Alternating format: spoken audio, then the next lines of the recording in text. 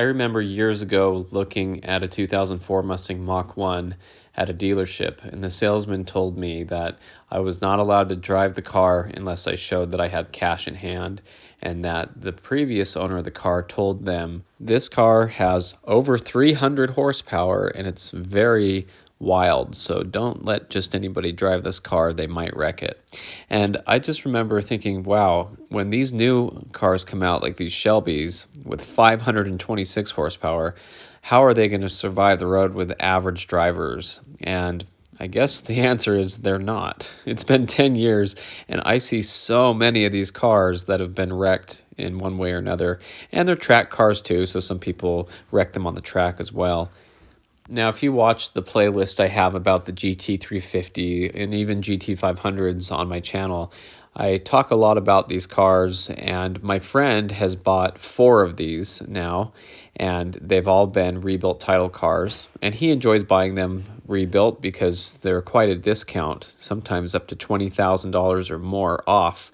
And some of these cars are super low mileage cars. All the ones that I've driven have been put together pretty well, and they drive just as nice as a new one would be. I mean, I feel like they're really nice cars, and my friends looked into buying quite a few of these, and if you've paid attention to the channel, he sold the ruby red one and he was on the hunt for another one. This is a Leadfoot Gray one, 2018, and you can see this one was hit really bad in the front and the back. I mean, most cars would be completely totaled out and not repaired in this condition, but because the values are still high on these, they're worth fixing, and there's a market for people who want to buy them and put them back together. Inside, this one was really nice. It had the comfort seats with the darker inserts. The newer ones have the lighter inserts for the heated and cooled seat section. But really nice car. And so he pursued this one for a while. He was talking with the owner. This one did get put back together, and the guy who put it back together owned a body shop, so he was hopeful that it was done right and that the paintwork was all good and everything on it. But these are the pictures at Copart, and you can just see a really nice car, 5 of 2018. That was actually a 1 year only for the Leadfoot Gray. And so back seats look perfect, like most Mustangs, never really have people sitting back there. And so he went and looked over the car, and the jambs had some gaps in them. He was kind of unhappy with the paintwork that was done with it. And if you remember, his other one had big gaps here in the trunk line and the quarter panel, and he was very critical on how the trunks were put back together with these lines here. Now this one, you can see it was done well with some seam sealer and everything, and it was put back together. On the other side, you can see those little spot weld marks, and he liked that look better, and he was very particular about that. And so he didn't really like how it didn't look factory, but with a car that was hit so hard, you can't be too critical. I mean, the engine ran good. Although this one did have, I think it was in the 20,000 mile range, where the one he just sold had 12,000. So this had double the miles of the one he just sold, and they were asking about the same price, and it was the same year and everything. So he was interested in it, though. Now, something that he was also showing me that he's looked a lot about is this square here on the fender. See how you can see behind the square there's body material on the front radiator support thing? This is how it should look. This is his other car, and it has the hole cut out there. He said a lot of times that's how you'll tell if the front end's been repaired. The GTs do not have that hole cut out, but for some reason the Shelbys do, and it's a little bit wider. So he looked at this one. This one was from Canada, and it was actually wrecked, hit a mailbox or something, and he passed that one up. Here's another one. I was surprised how much rust there was underneath this one. It was actually a white with blue stripe car, and it had 20,000 miles on it, but I was surprised at how filthy it was underneath for a Shelby. And for being a somewhat newer car, I was surprised to see it. Now, I'm in the desert here, so I don't see a lot of cars that have any rust or anything under them. But these cars are not immune to the elements. Just because they're higher-end, nice cars doesn't mean that they won't look like this underneath them either. So he went to a dealership, and he test drove this beautiful clean title example of a 2019. and it had the comfort seats, which is what he was more looking for. And this one was nice, but he said it drove just the same as his rebuilt title cars that he's had, the three that he had up until this point. There's the comfort seats, very nice. I guess the Recaros are actually standard, and the comfort seats are an option, which is kind of funny. You think the Recaros would be an option. So he started looking into other cars, like this one that was being rebuilt. This was a Mach 1, and it had been in an accident, and here's a whole new quarter panel going on it, and you just see how many of these cars are wrecked and rebuilt, and they're still so new. Looking at the window sticker, it was a 2022 Mach 1 Premium. It was a 60-something thousand car, and this was mischievous purple in color. So he liked that, thought it was kind of cool, but he ended up passing on it. He looked at this 2020 GT350, and if you know, the 19 and 20s have the Gen 2 engine, so it's like the better engine with upgrades, and I mean all the engines make the same power and they're great, but this is technically the better engine car. So the 2020s are more desirable, but this one was also a rebuilt title car, and it had 50,000 miles on it, so quite a bit more miles than the other ones that he's had. Now, I tried to find other pictures of it, and I came across other pictures of more wrecked GT350s. There's another 2020. It was determined that it's not the same car that he's looking at. But this one had some damage behind the door here on the panel by the rear wheel, and he did have some pictures of it. When this one was purchased, it was a one-owner car, and supposedly the way the story goes was the car had some damage to it. You can see there behind the driver door where there's some Bondo work and some cleanup there, that this car was actually damaged somehow, but it wasn't very severe. But the owner refused the car and just didn't want to have it anymore, didn't want a car that's been repaired or something like that. And so basically the car was salvaged out for that reason, and the car was actually in really good shape other than that. Now, the mileage was still a little high. It was almost 50,000 miles, but really it was a nice car. Now, it had paint work done to it and some body work and stuff, so that's something that you're going to have to make sure is done right if you want to have a car that looks good and still pay a significant price for it. But this car was not really in that bad a shape when it was salvaged out. So unfortunately, just the way that worked out, it carried that title, and so you can maybe barely see the miles. It was under 50,000 at this point, but the dealership had it and enjoyed it for a little bit and stuff. But here's the seats. Again, the lighter inserts for, I believe it was the 19 and 20s. The later comfort seats had those. The engine was pretty filthy, but you know, it was driven a lot and it was enjoyed. So, and that cleans up easily too. I mean, it just wasn't cleaned out. You could very easily power wash that engine bay and nobody would know a difference or anything. So it's just surprising to me how many of these cars get hit and smashed up and put back together, and how many of them are on the road. And maybe it's only the ones that have been wrecked or the ones that you see for sale. I mean, there are plenty of them in garages that are nice low-mile cars that nobody is selling. So the ones that pop up for sale, it seems like, are all the ones that have been wrecked and beat up. And I mean, you'll find some nice ones for sale, and they're asking higher 60s for them in the price range. So, but ultimately what happened was he had plans to fly out and go see the car, and then somebody put a deposit down, and they even sent him a picture showing that the deposit was received. But he kept evaluating the car and looking at the pictures and talking it over with me, because in case the deposit fell through and he went and bought the car, he still wanted to know if he wanted it or not.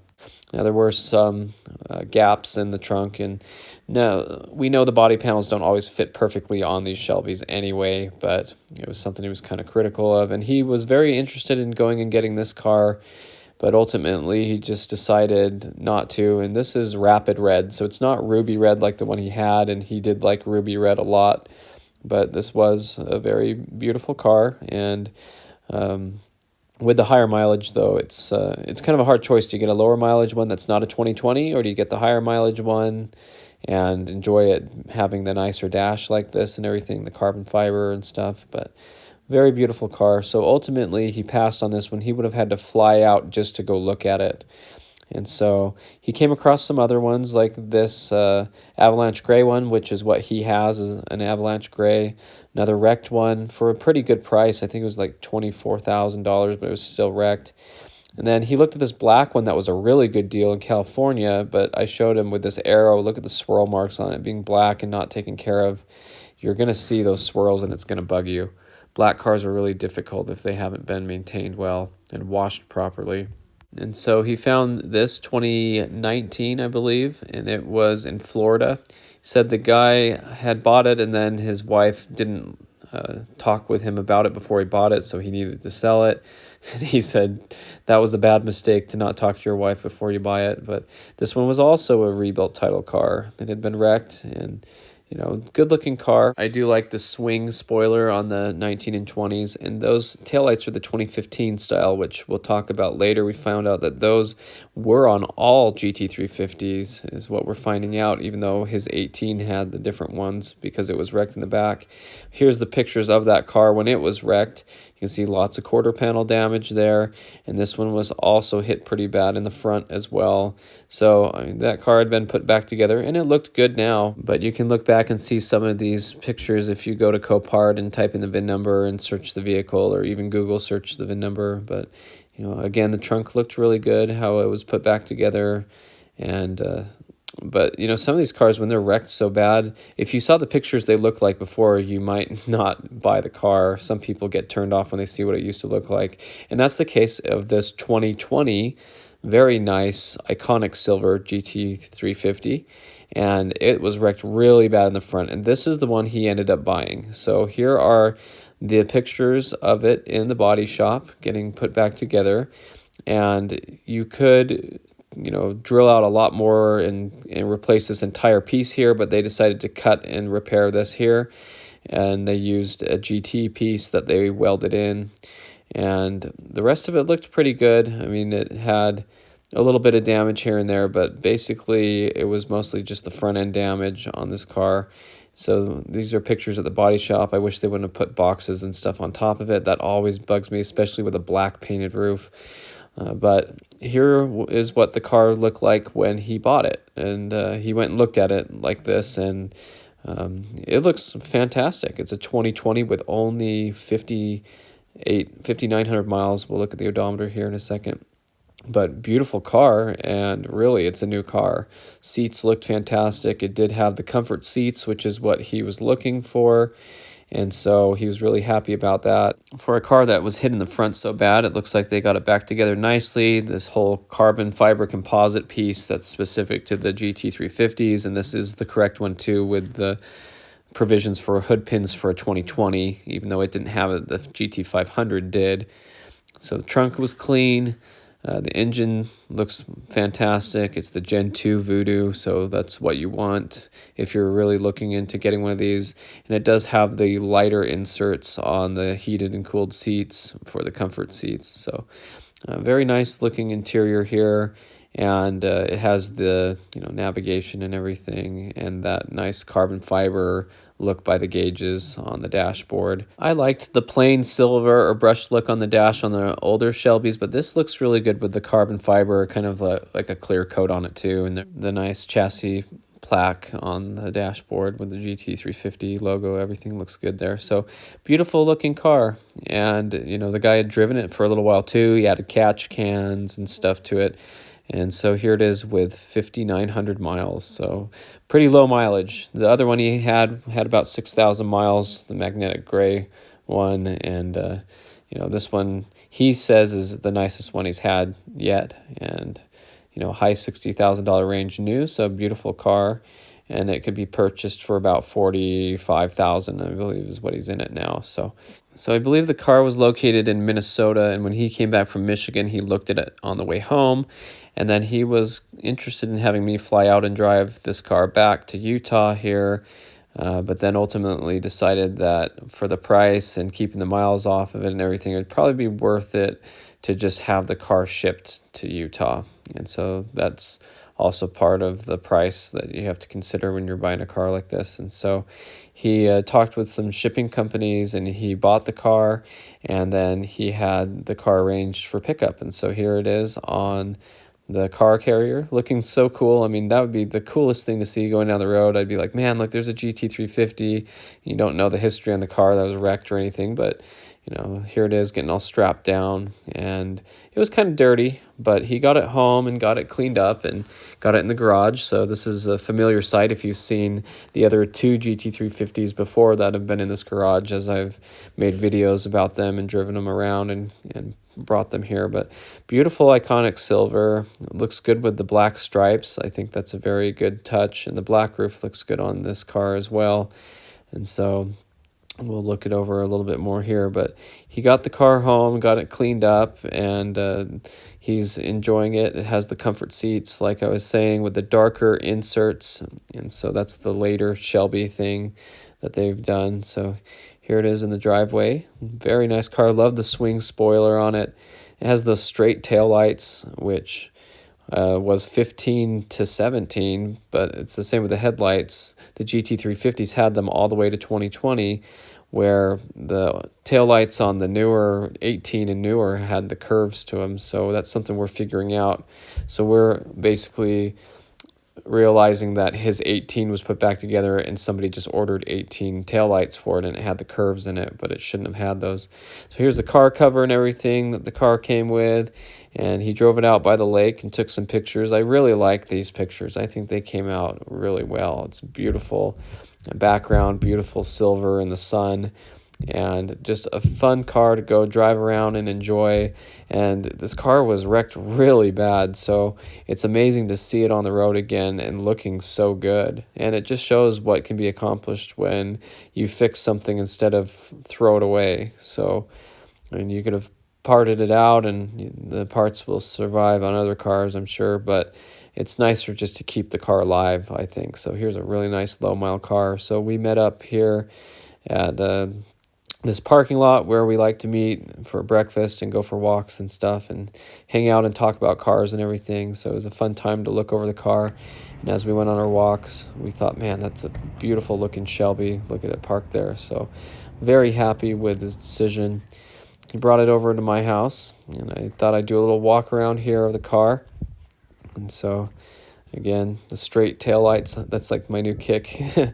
And that back panel has the lines in it too. That's a later Mustang thing. So that's one way you can tell the years on them. Looking in here at the beautiful dash, that carbon fiber looks really nice. And of course, the seats and everything are in great shape with only 6,000 miles on them. So beautiful, iconic silver, and engine bay open and everything. This car looks great. I mean, you would never know that it was in an accident. We'll look here in the engine bay. Usually these get stolen at pick apart. Here's the plaque, hand built. So you can see one person built the engine. So you know that's a 19 and 20. The earlier Shelbys were 2 signatures on each plaque. But yeah, there's a swing spoiler and everything. I really like that a lot. I think that's a good touch. So this has the gurney flap on it too. So you add, that's a piece you can add on to the back of them. And he says it actually kind of obstructs your view when you're driving. But beautiful dash plaque. I love the way it looks. It shines very nicely. There's the L for 2020 for the chassis number. So that's the GT350 update for now.